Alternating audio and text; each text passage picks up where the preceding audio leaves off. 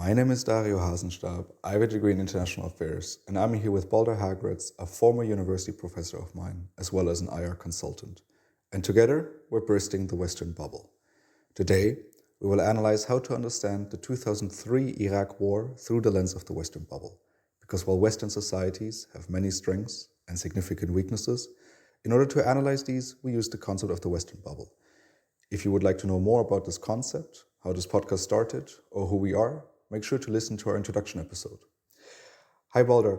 Why are we speaking about this topic today? Why are we speaking about the Iraq War? Hello, Dario. Well, the obvious reason is that it's a 20th year anniversary. It happened in March 2003, and it was probably one of the worst, most aggressive examples of the outcomes of the Western bubble that we're describing in this podcast. And as a result, it should not be forgotten as a hugely damaging action that was taken on our behalf and that was very much facilitated by the delusion that we live under. Unfortunately, it seems that we don't learn from the past, and instead, the Iraq War seems to become very rapidly ancient history, certainly for your generation, and that is a very dangerous observation because that means that we are never going to learn the lessons that we should be learning from this. And what are the facts? The Iraq War from 2003 to 2011 began on March 20th, 2003, with the invasion of Iraq by the United States-led coalition that overthrew the Iraqi government of Saddam Hussein. The power vacuum following Saddam's demise and mismanagement by the Coalition Provisional Authority led to widespread civil war between Shias and Sunnis, as well as a lengthy insurgency against coalition forces. In 2014, the Islamic State launched a military offensive in northern Iraq, taking advantage of the vacuum left by the United States, and declared a worldwide Islamic Caliphate, leading to another military response from the United States and its allies. The United States based most of its rationale from the invasion on claims that Iraq had a weapons of mass destruction program and posed a threat to the United States and its allies. Additionally, some US officials accused Saddam of harboring and supporting al-Qaeda. In 2004, however, the 9/11 Commission concluded there was no evidence of any relationship between Saddam's regime and the terrorist organization. No stockpiles of weapons of mass destruction or active development programs were ever found in Iraq. The Center for Public Integrity found that the Bush administration made a total of 935 false statements between 2001 and 2003 about Iraq's alleged threat to the United States. A Public Libraries of Science Medicine study concluded 460,000 excess deaths, including 132,000 violent deaths from the conflict. War crimes committed by the United States coalition include the deaths of civilians as a result of bombing and missile strikes that failed to take all feasible precautions with regards to civilian casualties, and the Abu Ghraib torture and prison abuse by US Army personnel involving the detention of thousands of Iraqi men and women. In March 2013, the total cost of the Iraq War to date was estimated at $1.7 trillion by the Watson Institute for International and Public Affairs. The total cost of the war to the US economy will range from $3 trillion to $6 trillion, including interest rates by 2053. For example, Harvard's public finance expert Linda Balmes has estimated that the long-term costs of providing disability compensation and medical care to US troops injured in the Iraq conflict would reach nearly $1 trillion over the next 40 years. What is the bubble? So when we're talking about the bubble, our listeners know that we like to start with some history. And I very specifically said that we're talking about the 2003 Iraq War in this episode. However, we can't understand the 2003 Iraq War without understanding the war against Iraq in the 1990s. In the 80s, Saddam Hussein was already around and the West was around as well. What was their relationship like? Well, what is fascinating about this is that history shows a very changing type of relationship. In the early 80s, the relationship between the West and Iraq was hesitant, but it became bolstered, if you like, strengthened by events in Iran, the rival of Iraq, a neighboring country, with the 1979 revolution, Iran became the pariah of global affairs, not just, by the way, from the Western perspective, but also by the Soviet Union. The Soviet Union was horribly worried about Iran, and Iraq as a natural rival, and Saddam Hussein very much as a more seen as a more secular regime. Saddam Hussein became a buffer against further Iranian aggression from a Western perspective. Iran hadn't committed any aggression. It had been an internal revolution that had taken place, but the West was incredibly worried about the potential of that Iranian Islamic revolution spreading, and Iraq and Saddam Hussein were seen as a buffer. So when Saddam Hussein invaded Iran in 1980, relations were still relatively fragile, but soon, by 1982, 1983, what you see is that the West is actively supporting the invasion against Iran, especially when it becomes clear that Iraq is not obviously winning the war. And so for most of the 80s after that, you see a West that is happily, financially, militarily, diplomatically supporting a regime that afterwards they claimed was inherently evil.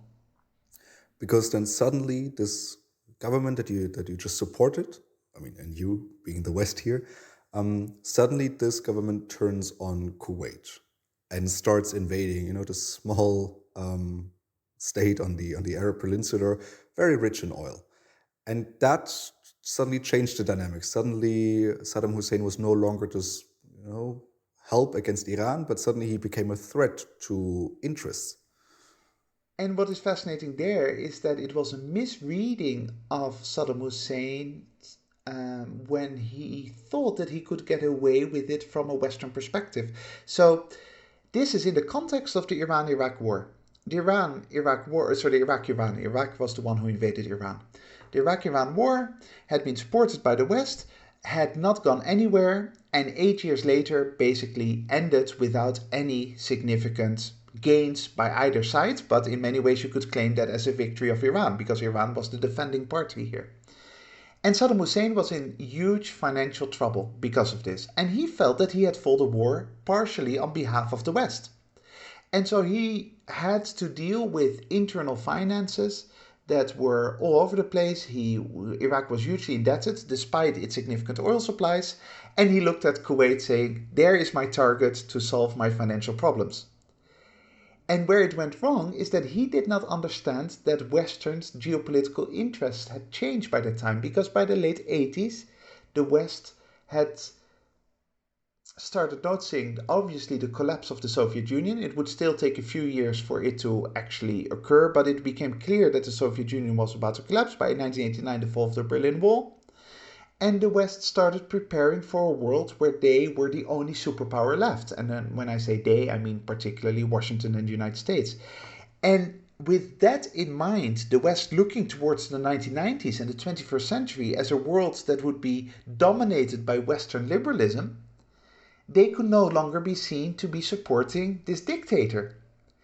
Saddam Hussein didn't get the memo. In fact, there is an infamous or famous call that he had with later Vice President Dick Cheney, where he believed that the United States basically gave him the green light, the go-ahead to invade Kuwait.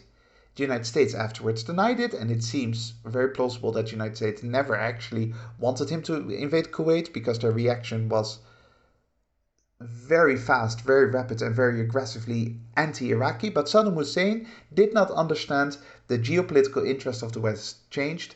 He invaded Kuwait to solve his financial problems. Straight away, the rest of the world, led by the United States, reacted with first a defense force and then a force invading Iraq. But this is very interesting because you said the world led by the United States. And so this includes Soviet Union or Russia at this time, where, I mean, you still have a certain respect between the United States and so Bush Sr. and Gorbachev, where, they went through the proper means that the UN Charter has kind of provided the world with of UN Security Council resolutions passed. I mean, I think China abstained, but Russia and the United States agreed, okay, as the two superpowers of this world, the United States knowing that they had the upper hand, we cannot allow this. And with the UN Security Council resolution 678, They basically gave this, deadline to Saddam Hussein to leave Kuwait, and if he didn't, that resolution empowered states to use, quote, all means necessary, end quote, to force Iraq out of Kuwait. So there you had, really the world saying you violated the rules that we have given ourselves, the rules that we have agreed to follow, and therefore the world is now going to take action against you. And I would argue that China abstained based on principle more than anything else. But this is one case where ideology had nothing to do with it. It was exactly as you said, just the fact that the Westphalian rules were broken. And so the United Nations, with all major geopolitical powers either supporting it or at least not protesting it, saying this cannot happen, you're not allowed to break the Westphalian rules, made perfect sense. And it was uncontroversial. This was not about anyone preferring the Kuwaiti regime over Saddam Hussein. No, it was Saddam Hussein invading. You're not allowed to invade, period. And we'll take action to make sure that the Westphalian rules are being upheld. Well, for the sake of the facts, Cuba and Yemen opposed. But I mean, our listeners know well enough the circumstances of this opposition. And then how did the basically response look like? So you had a US-led coalition then basically kicking Hussein out of Kuwait, right? Yeah, so this was the beginning of the CNN era, so we could watch it. I remember watching it live on TV. And initially, this was called Operation Desert Shield, shielding Kuwait from Iraqi aggression. Because Iraq invaded, and Kuwait, there was nothing that Kuwait could do initially, but very quickly, very rapidly, the international coalition, obviously dominated by the United States, pushed back, pushed the Iraqis out of Kuwaiti territory. But then it didn't stop there. Then they said, okay, look, this is actually a problem. Saddam Hussein, why did you think you could even, try this in the first place? We cannot rely on you to be a good, upstanding member of the Westphalian reality, and therefore we cannot just simply protect the Kuwaiti borders. We're going to enter Iraq, and we're going to put extra pressure on you to make sure that you won't do this again. And that turned then Operation Desert Shield into Operation Desert Storm. But Bush Sr. did not get rid of Saddam Hussein. They decided for very good reasons, that reasons that we would learn then with the second Iraq war, that Saddam Hussein should stay in power and that you simply wanted to weaken him and send a proper message: you cannot violate Westphalian rules. A proper message with full UN support, and a proper message in the sense of understanding that Saddam Hussein was still the Westphalian leader of the Iraqi territory, understanding that overthrowing him, which would have been extremely easy, militarily the war had been won. The Iraqi forces had been defeated. About 60 miles, if I'm correct, in front of Baghdad, George H. Bush gave the order to stop advancing, not out of any military concern, not out of any diplomatic concern, but simply out of the recognition that Saddam Hussein was still the proper Westphalian recognized leader of the country, and that if you got rid of Saddam Hussein, there would be a horrible political power void, vacuum, that would lead to all kinds of unforeseen and complex consequences. And keep in mind here that George H. Bush Sr., if you like, was a very knowledgeable expert on international relations. He had been director of the CIA, he had been vice president, he was someone who knew what he was doing. However, there was one group of people that didn't necessarily like that were annoyed by this. And this group, when you've taught me about them in university, the neoconservatives. And what about them makes them such warmongers? Why were they annoyed at this?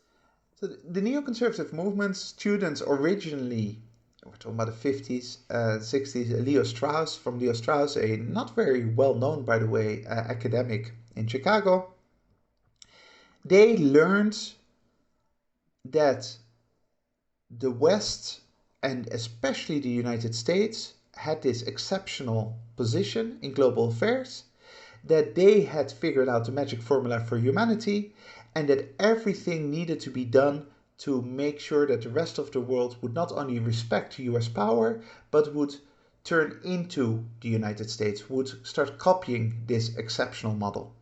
And in many ways, the neoconservative movement, with that kind of ideology in mind, became sort of the most militant version of the Western bubble, if you like. They became the ones who very aggressively believed that it was up to the United States to turn the rest of the world capitalist, democratic, liberal. And they were furious that George H. Bush decided not to overthrow Saddam Hussein because they thought this is our chance to start a vibrant new democracy in the Middle East. Militarily, the job is done. Why would you stop at this moment? Leo Strauss told us that we should use these moments to project American power and to turn the rest of the world into a version of ourselves. Unfortunately for them, they just didn't have the political clout at the time because they were relatively junior. Exactly, they were not very influential. However, if we fast forward 10 years, and now we're talking about Bush Jr., suddenly these neoconservatives were a lot more influential. They dominated the George W. Bush administration. George W. Bush, unlike his father, not a intellectual, not someone particularly knowledgeable on global affairs, and not with any of the career that his father had had, right? So not the trajectory that told him about foreign policy. And so George W. Bush was very susceptible to the advisors around him. Who were those advisors? Those same neoconservatives that had been junior under George H. Bush, who'd now become Deputy Secretary of Defense, had become main advisors. We're talking about people like Wolfowitz, Kristol, Rumsfeld to a certain extent. I wouldn't call Cheney a neoconservative, but Cheney was certainly sympathetic to the neoconservative cause. Main advisors to George W. Bush, main policymakers, were neoconservative, were now in charge in 2001, 2002, and crucially for today's topic, 2003. And during this time, during the Bush Jr. administration, you have 9/11 take place, the first time since the Second World War that the United States was attacked, but also the first time that they were attacked on the mainland. This huge feeling of insecurity, and you have this response of the war on terror. And now you have a bunch of neoconservatives in there, and you already mentioned one of them, Donald Rumsfeld, whom I stumbled upon during the research for this episode and found a memo that was circulating in November of 2001 that was written by him, where he basically talked about what can we do about Iraq and how could we start an Iraq war, out of what motivation. And the three things he lists is, Saddam Hussein moves against the Kurds in the north. The United States discovers Saddam connection to September 11 attacks or the Anthrax attacks. Or lastly, a dispute over weapons of mass destruction inspections. And then with the subcategory of already start thinking about inspection demands we can pull against them. So there was clearly a desire to go to war with Iraq despite Iraq having done nothing. After it seems like that message of Bush Sr. worked. Iraq wasn't attacking any neighbors around them. And as I read on the fact sheet, Iraq also wasn't involved in the 9/11 attacks. None of the arguments that Rumsfeld wanted to use against Iraq as an excuse to invade were in any way valid. And think about it for a second. These are American foreign policy makers who do not have any practical excuse to invade Iraq, but desperately want to do so. Now, there are two explanations for that. One is the simplistic and essentially wrong explanation of, they just care about oil and money. Yes, oil played a part in Iraq that made Iraq relevant to the United States, but that is not what drove those neoconservatives. Those neoconservatives were drawn into this conflict with Iraq because they genuinely believed that they could start the seeds of democratic liberalism in the Middle East by overthrowing Saddam Hussein. So you have all these trumped up reasons, you have all these lies floating around, being brought up by the government in the United States and by the government in the United Kingdom. Why did people then fall for this? and I mean, I'm asking this question because we're talking within the category, what is the bubble? But basically, what in the Western bubble, what in the Western bias made people blind to these lies?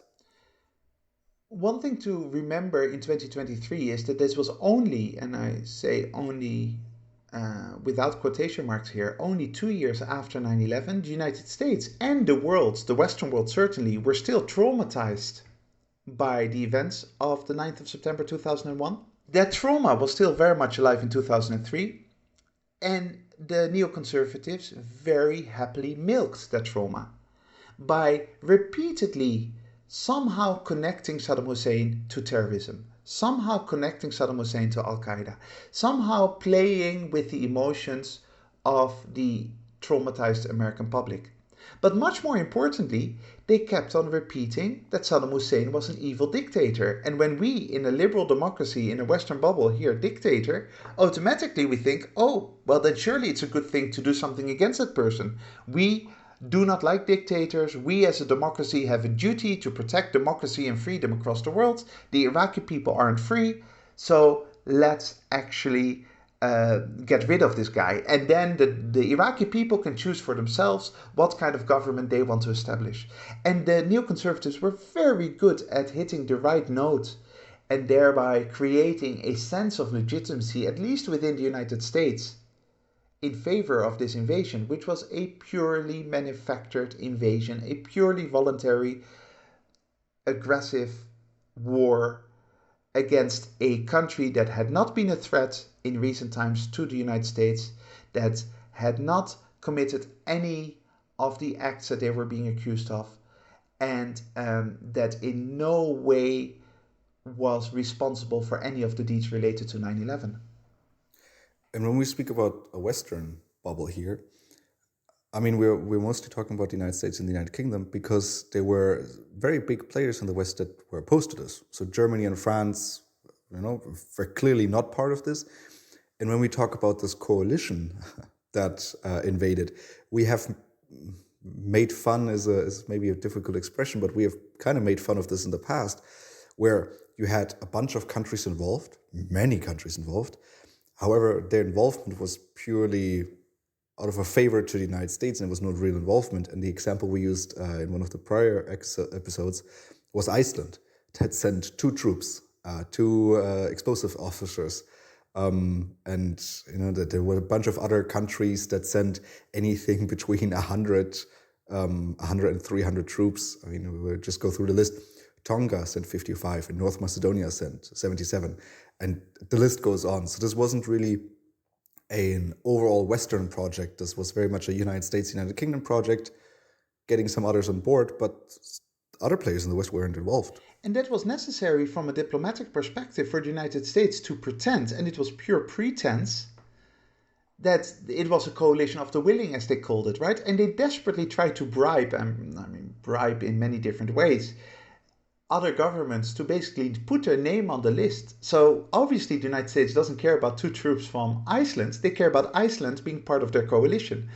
And that was necessary because the world understood in 2003 that this was a completely manufactured invasion, that it had nothing to do with self-defense, had nothing to do with 9/11, and had nothing to do with Saddam Hussein being a threat to the international community. It was neoconservatives who wanted their little pet project that hadn't been realized 10 years earlier, 15 years earlier, now to be realized under George W. Bush. And there was very little doubt about this even at the time.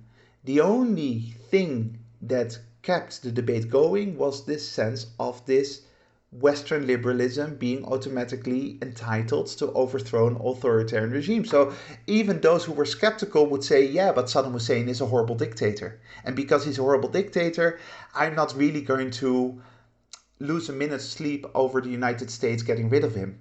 That's of course a hugely myopic perspective, but it's clearly the inherent bias that we all have for believing that somehow our sense of moral superiority in a liberal democratic model means that we can then spread our freedom across the world with force if necessary. But there were also the anti-Iraq war protests. I do want to mention those, where I think at a peak there were 36 million people protesting, on the same day in a bunch of different countries. So not everyone fell as a victim to this, something that I think society has lost nowadays, or at least with other Western excursions into other countries. So far we've only looked at politicians and the overall society. However, and I would like to believe that this, that intellectuals carry a weight in debates. Intellectuals at that time were also hugely in favor of this. And in order to analyze this a little bit better, we're going to present you a 2-minute fragment from a Iraq war debate between Christopher Hitchens and George Galloway in 2005. Listen closely. An impression, I think, ladies and gentlemen, has been allowed to form and perhaps even to coagulate and to congeal that it is only those of us who support the regime change, the revolutionary change in Iraq, who have any explaining to do. I think that assumption needs to be counted from the very beginning. If you examine the record of the so-called anti-war movement in this country and imagine what would have happened had its counsel been listened to over the last 15 and more years, you would have a world in which the following would be the case. Saddam Hussein would be the owner and occupier of Kuwait. He would have succeeded in the annexation, not merely the invasion, but the abolition of an Arab and Muslim state that was a member of the Arab League and of the United Nations. And with these resources, as we now know, because he lost that war, he was attempting to equip himself with the most terrifying arsenal that it was possible for him to lay his hands on. That's one consequence of anti-war politics. That's what would have happened. In the meanwhile, Slobodan Milosevic would have made Bosnia part of a greater Serbia, and Kosovo would have been ethnically cleansed and also annexed. The Taliban would be still in power in Afghanistan if the anti-war movement had been listened to, and Al-Qaeda would still be their guests. And Saddam Hussein, with his crime family, would still be privately holding ownership over a terrorized people in a state that's been most aptly described as a concentration camp above ground and a mass grave underneath it. Now, if I had that record politically, I would be extremely modest. I wouldn't be demanding explanations from those of us who said it's about time that we stop this continual capitulation to dictatorship, to racism, to aggression, and to totalitarian ideology, that we will not allow to be repeated in Iraq, the failures in Rwanda and in Bosnia and in Afghanistan and elsewhere. So before we analyze what he said, who is Christopher Hitchens? Do I need to know who that is? Maybe for our listeners, summarize very quickly why he was so influential. Well, you should know who he is because we mentioned him in the episode on Gandhi. Christopher Hitchens was a very influential political commentator, journalist, author. He wrote many books on international affairs, on Western culture as well, on politics. He wrote for the New Statesman and he wrote for Vanity Fair, and he became one of the main intellectual voices justifying the invasion of Iraq in 2003. And he had already for a couple of years before that been advocating for an aggressive foreign policy against Saddam Hussein and even the overthrowing of Saddam Hussein, even before 9/11. So his words weren't out of a traumatized mind because of what happened during 9/11. He actually had a conviction that Saddam Hussein was a danger to the Western liberal world order. And he was a serious thinker. Despite him being absolutely wrong on this issue, he is someone who had a good understanding of the world. And that meant that his words carried meaning in political circles, in media circles, when the neoconservatives were desperate to find an excuse to get rid of Saddam Hussein. So when he then compares Rwanda to Bosnia, to Iraq, and basically telling the anti-war movement that if you were in charge, if you were in power, countless genocides would have been committed and people would be dying everywhere and suffering is everywhere. It's obvious, I would want to believe, but what's problematic with this statement? So what he does here is he conflates lots of different dynamics, right? The reason why the international community reacted with such a consensus against the invasion of Kuwait was because the Westphalian rules were broken. That's it. It wasn't about ideology. It wasn't about anything else. It wasn't about the international community saying Saddam Hussein is an evil guy. Remember, it wasn't that long ago that both the Soviet Union and the United States supported Saddam Hussein. It was simply Saddam Hussein in the 1990s. You're not allowed to invade another country anymore. The Cold War is over. It's done now. And to conflate that with a very different scenario in Kosovo and the former Yugoslav republics, and then to conflate that with the invasion of 2003 is way below what Christopher Hitchens is intellectually capable of. And it shows something about his conviction, his Western bubble mind, if you like, that he puts it all together, even though somewhere deep down inside he must know that it doesn't make any rational or intellectual sense what he's saying, but he just desperately wants to find a reason to get rid of Saddam Hussein and to say, the fact that we did this is right, and if you disagree with getting rid of Saddam Hussein, you somehow allow a world where authoritarian dictators commit genocide onto everyone else. And can you explain to our listeners what is the problem? So when we're now talking about the problem and the damages that all of this has caused, I mean, let's start with politicians lying, populations falling for it, and intellectuals such as Hitchens really supporting that machine.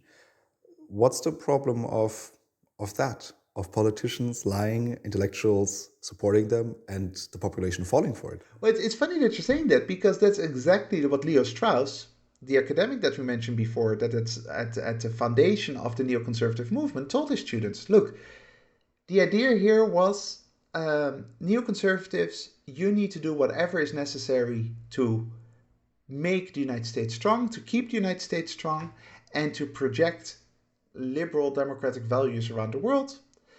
And if you need to lie to the general public, lie to the general public. It's okay.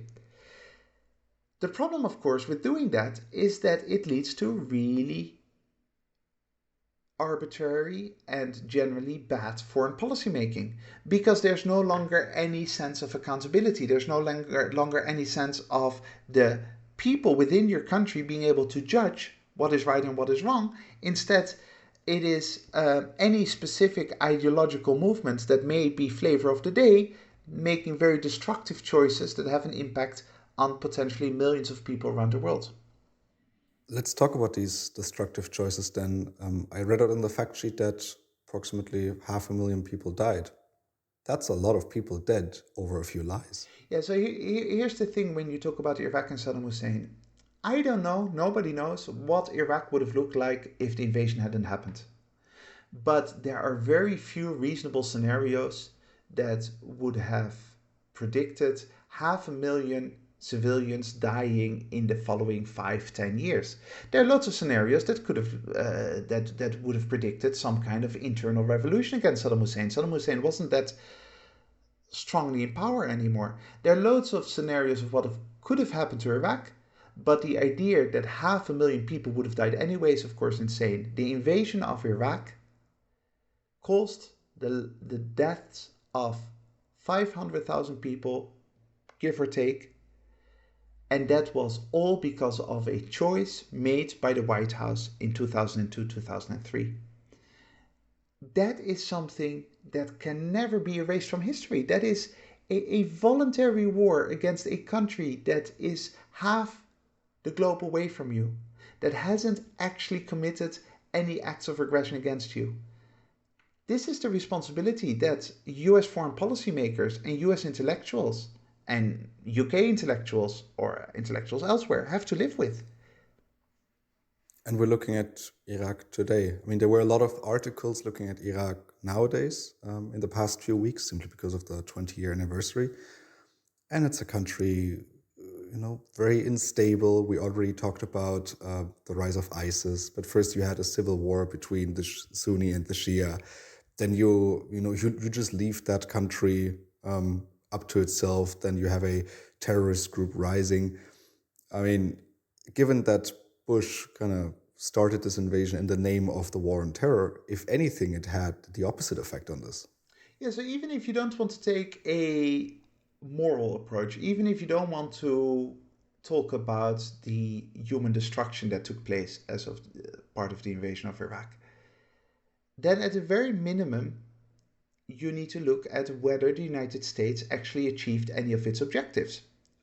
The United States, neoconservatives, wanted to project power onto the Middle East. As a result of the invasion, did the United States become more powerful in the Middle East? No, the opposite. ISIS became a powerful enemy of the United States because of this power void within Iraq.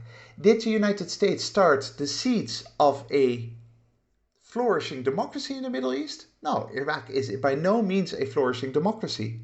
Did the United States somehow strengthen its reputation as a white knight protecting freedom around the world? No, the opposite. The United States suffered diplomatically enormously. Its reputation, and not just of the United States, but of the West in general, collapsed by 2006, 2007. By 2008, when Barack Obama was elected president, the world was sick and tired of Western interference in Afghanistan, in Iraq, and elsewhere. None of the goals that the United States set out to achieve were realized. And the reason was because you should never ever start a voluntary aggressive war. You do not control the dynamics of that war, and you cannot achieve any rational means, even if you don't care about human lives being lost as part of that war. So overall, Western reputation was destroyed. See, that's already a problem. It wasn't necessarily destroyed. It was harmed. But if you compare the US invasion of Iraq with how Russia is currently being looked at and called with exactly the same, and we talked about this in previous episodes, with an unprovoked, invasion of another country, going against the sense of the UN Charter. So Russia is now portrayed as this imperial power, just hungry for controlling other territories. I don't see the same with regards to the United States as a response to the Iraq War. So there are two ways in which you can explain this, because that difference is completely obvious for anyone who's paying attention. And even though, of course, by the way, there are differences in the motivations behind invading Iraq compared to invading Ukraine, the two facts remain that both were voluntary wars of aggression against another sovereign nation. There are two ways in which you can explain this. The first is say, well, yes, but that is because we understand that there is actually something inherently better about a democratic, liberal government, and that they have a moral right to interfere with non-democratic nations because this is free people freeing other people who are oppressed. That is sort of the Western bubble excuse for this, right? And Russia very much isn't that liberal democracy. Therefore, we can judge them more harshly for what they're doing because it's simply an evil dictator in the Kremlin. I would argue that the real reason is that the West is, first of all, internally very full of itself and is incapable of critically looking at itself. It's incapable of analyzing its own destructive behavior. And secondly, it's very, very good at marketing. The West is very, very good at globally selling a story, selling a fairy tale, a narrative about we are doing this for the well-being of humanity as a whole. And it's a very attractive narrative if you believe in this liberal democratic model. I would love to believe that my country, the Netherlands, or the country that I live in, Spain, that these are just forces for good in the world, because I love the democratic system that we live in. But if you take a step backwards, you have to puncture through that fairy tale, and you have to understand that there's actually very little difference between the United States invading Iraq and Russia invading Ukraine. Both are horrendous acts of destruction. And if you don't care about the moral reasons, the adverse effect this had on the war on terror, or Western reputation being lost. Ultimately, you care about money. I'm pretty sure most people will care about money. And there are discussions currently going on in the United States about the financial support the US is sending to Ukraine. Why are we sending money to Ukraine? This is so much money. We could spend this better at home. Well, if we look at the $3 trillion, I'm sure that our US audience, that all of them would have many, many thoughts and ideas where that money could be spent on currently. I don't know, maybe education, healthcare, infrastructure, any of the above. So that is one of those damages as well, is that an enormous amount of money was lost here. Well, and that's what makes it even more surprising and in many ways disappointing that there is no more of a recollection, a memory about what happened in 2003, because these are consequences right now. That money that you're talking about, that investment in infrastructure, in healthcare, that didn't take place. Instead, the United States wasted it on a destructive war that had no tangible benefits to the US public, should now lead to US taxpayers being much more critical of whatever their own government does, right? If you care just about your own country, say, look, I'm an American, I do not care about the rest of the world, I care about my society, USA. Then surely you need to be deeply concerned about the idea of your government wasting these enormous amounts on foreign intervention. And yet there is very, very little awareness and very, very little debate about this. And more it seems as if we just take it as, okay, it's a sunk cost, it happened, let's move on. In some ways, by the way, it seems to me that US policymakers haven't forgotten the enormous costs associated with Iraq, and they're now desperately trying to make Russia pay the same price, right? Moving it away from this, money, back to the conceptual level, one of the other damages is that with this, the West set a precedent for, one could say Russia invading Ukraine, because this is part of the Russian narrative, obviously, is that you have NATO intervention in Bosnia, Libya, Syria, Iraq, the list goes on. With this, they have set a precedent.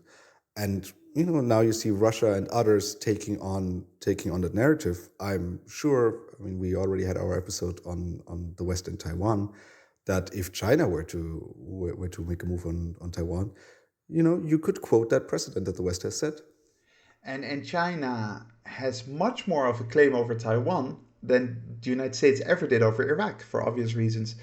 The idea here that the West, as being the first and foremost geopolitical power over the past 30 years at least, acting like this sets a precedent, is a perfectly reasonable, logical type of analysis. But when it is mentioned, and once in a while people do mention it, certainly within the context of Ukraine, maybe in the future within the context of Taiwan, the reaction against it is, oh, how dare you blame the West for this? Why does it always have to be the West that is being blamed? This was Vladimir Putin invading Ukraine. As if it is either or, right? As if it's black or white. So nobody should claim that the only reason why Russia is invading Ukraine is because of the invasion of Iraq. Of course not, but it does create an international environment in which this becomes more possible.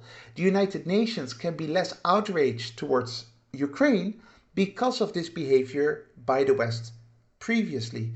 And if you genuinely care about some sense of international justice or international order, then the first and foremost responsibility you have is to behave responsibly yourself.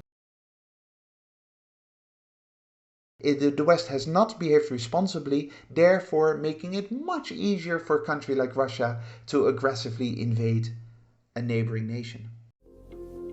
And what now? So when we're looking into the future, and we've already made that comparison between the United States invading Iraq and Russia invading Ukraine, when we talk about the similarities, another fact that I stumbled upon in my research is that some of the criticism of the United States during the invasion of Iraq was that they didn't use enough troops, and that the 150,000 troops that they had used to invade Iraq wouldn't be nearly enough to control the territory and properly implement their plans. They would have needed 500,000 troops to do this. And this reminds me very much of the analysis a lot of people had before Russia invaded Ukraine, where people said, oh, you can't invade Ukraine and control the territory with 150,000 soldiers. You need at least 500,000 soldiers. Until a couple of weeks before the actual invasion of Ukraine, I was convinced that Russia wouldn't do it, or at least I thought it was very unlikely that Russia would invade Ukraine, despite claims by, for example, the White House that they were going to, because of exactly this reason. And so there is really interesting parallels here between a Kremlin that is ideologically blinded to reality and therefore makes really bad decisions that in the end hurt Russia, because there's no doubt, of course, the invasion has hurt Ukraine first and foremost.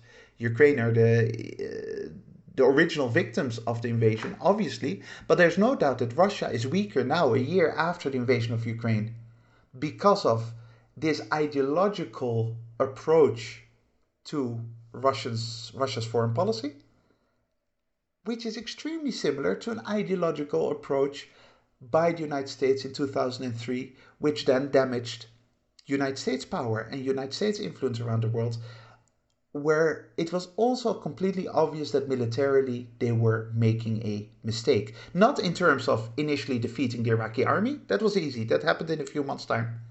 But afterwards, the violence in Iraq and Afghanistan and elsewhere led to very foreseeable consequences that were overwhelmed by a sense of ideological urgency. And this is a conversation that we need to have more. And too often we discuss the war in Iraq in terms of, oh, it was just Dick Cheney who wanted to become rich, Vice President Dick Cheney under George W. Bush, who had shares in Halliburton and other companies that made money out of the Iraq war. We simplify it into terms of, oh, it is simply some corrupt politicians, some evil politicians doing evil or corrupt stuff. Instead of understanding it, which is incredibly important for the future, from a perspective of, no, this was an ideological war. It was a war that came out of our sense of moral superiority, with the neoconservatives being the hardcore militants of a society that we all live in. And we need to have a conversation how that was possible. Just like if I were Russian, I would like to have a conversation about, hang on, okay, we know that Putin has some corrupt aspects to his regime. Many corrupt aspects, many people call him a thug. Okay, fine. We also know that he's probably a believer in Russian imperialism, that it's not just all an act. We know that they put a narrative forward that Russia has some kind of claim towards its sphere of influence, including Ukraine, Georgia, and its surroundings. How are we as a Russian society contributing to that environment, and how do we make it easier for the Kremlin to engage in such a damaging war? That conversation would make a lot of sense from a Russian perspective, and that conversation is absolutely essential from a Western perspective. What did we do as a normal, decent Western liberal society to facilitate a war in Iraq that cost the lives of 500,000 people? This is along the lines when we called for a Bursting the Chinese Bubble podcast. So now we're reaching out to our Russian colleagues. Please start a Bursting the Russian Bubble podcast. So at the beginning of this podcast, you said we need to learn our lessons from the 2003 Iraq war. However, I personally don't believe that's a very likely scenario, but our listeners do know that we like to put up some scenarios. So what's the likely scenario here? Are we going to continue to make the same mistakes as we did in Libya, in Syria, and elsewhere? Yes, unfortunately, the answer to that would be yes. However, there's a small caveat there, namely that the West is rapidly losing its abilities to do so. The West is losing power, is losing influence. And something like an invasion of Iraq is very unlikely to happen simply because the United States doesn't have that capacity anymore, doesn't have that role in global affairs. But the fact that we don't have more serious conversations about these horrendous acts that our societies are responsible for makes me suspect that the most likely scenario is that we'll continue displaying the same type of destructive behavior at a foreign policy level, maybe not at the same scale because of that lack of power that we have nowadays. It is very, very important for this, though, that the conversation about Iraq is not simply one about corrupt officials or corrupt governments or anything like that, or just some, just Dick Cheney or Donald Rumsfeld doing their thing. The conversation that we should be having, but that we're not having, and therefore we're likely to make the same mistakes in the future, the conversation we should be having is, how does our own behavior of you, me, our listeners, our own sense of superiority when it comes to the democratic and liberal model contribute to an environment where foreign policy can be like this? This seems like a great moment to end today's conversation on the Iraq War. If you have any questions, comments, or regards, make sure to send us an email to thewesternbubble@gmail.com, and we will try to incorporate them in our following episodes. Thank you very much to the listeners for joining us today. Make sure to join us again next week when we burst the Western Bubble. That is it from my side. Balder, which closing quote did you pick for us today? I chose a famous quote by Edward Said, who I quoted before in some episode long ago, and it's relatively long. Here it goes. Every single empire in its official discourse has said that it is not like all the others, that its circumstances are special, that it has a mission to enlighten, civilize, bring order and democracy, and that it uses force only as a last resort. And, sadder still, there is always a chorus of willing intellectuals to say calming words about benign or altruistic empires, as if one shouldn't trust the evidence of one's eyes watching the destruction and the misery and death brought by the latest civilizing mission.